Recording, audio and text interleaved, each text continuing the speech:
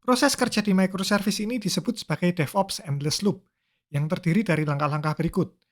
Tim bisnis bersama dengan tim teknis merencanakan apa yang akan dibangun. Tim teknis atau engineer kemudian menulis implementasi code-nya. Code ini kemudian dibuat menjadi suatu aplikasi yang dapat dideploy dan dites. Aplikasi yang sudah lulus tes kemudian dirilis sebagai versi baru yang kemudian dinaikkan ke dalam environment production. Kemudian aplikasi yang sudah naik menjadi operasional, dipakai oleh banyak pengguna. Proses selanjutnya adalah memantau operasional aplikasi, memastikan tidak ada bug, server tidak down, dan lain-lain. Kalau ada hambatan, seperti misalnya prosesnya lambat, maka umpan balik atau feedback dikumpulkan untuk diperbaiki pada loop berikutnya.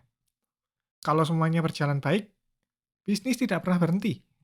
Berarti perlu fungsionalitas tambahan dan perlu rencana ulang. Maka loop atau perulangan ini dimulai lagi. Sisi kiri inilah yang kita sebut sebagai development atau dev. Sedangkan sisi kanan loop disebut sebagai operasi atau ops.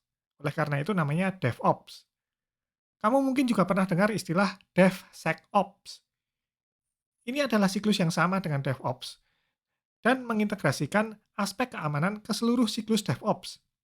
Misalnya, selama fase perencanaan, tim perlu memutuskan langkah mana yang membutuhkan OTP atau one time password.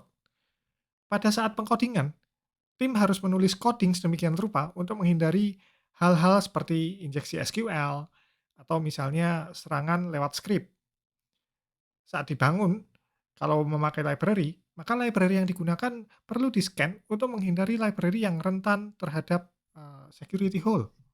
Kadang-kadang diperlukan juga penetration tester atau orang yang spesialisasinya mensimulasikan serangan dunia maya untuk mengetahui kemungkinan adanya celah keamanan.